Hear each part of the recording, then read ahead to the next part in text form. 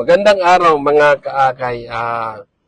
Sa ngayon ay narito tayo sa Barangay Baba, Santa Rosa, Laguna upang ibigay ang isang wheelchair para sa kay Nanay Neri Bangalan po. kay Nanay Neri Balangay. Bangalan. Bangalan, opo. Siyempre kasama ko na umakay si Sir Willan dahil sa kailingan ni Mr. De La Cruz, kasama natin sa Riders, no? So, ngayon po, kaya natuntunan namin ng lugar dahil kay Sir Willan siya ang nakipag-ugnayan sa amin upang makapunta kami dito sa Barangay Baba. So, kumusta na sir ang iyong nanay? Ganun po pa rin, sir. Andin po, hirap po siya maglakad ngayon. Tapos, Opo.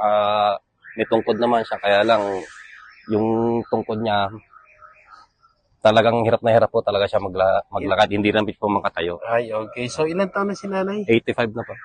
Kaya pala. So, mga kaakay, ang isa sa recipient natin ay nasa 85 years old. Siguro dahil sa kanyang katandahan, ay nahirapan din siya maglakad. Kaya ngayon ay ibibigay natin ng isang wheelchair mula sa akin ni Sol Party List at saka kay Gobson Aragones.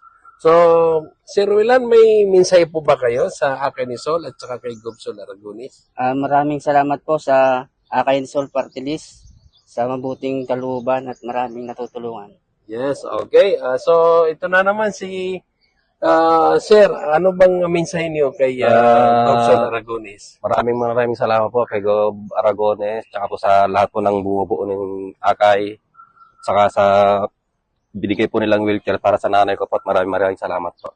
Okay, mga kaakay, maraming salamat at samahan niyo na kami sa pag-deliver sa isang wheelchair. Tara na! Okay. Hindi na ako pupunta.